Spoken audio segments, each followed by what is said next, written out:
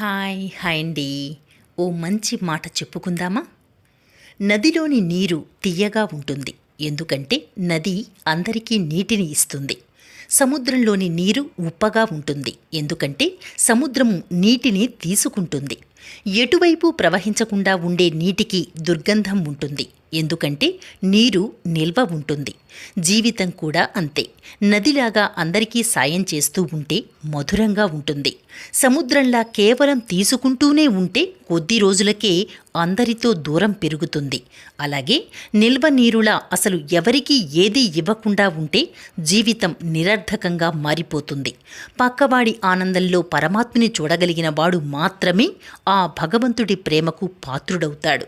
ఈ చిన్న విషయాన్ని గుర్తుంచుకొని ఆనందంగా జీవించండి. అందరినీ ఆనందపరచండి. ఆనందంలోనే ఆనందం వెతుక్కోవడం మంచిదే కదా.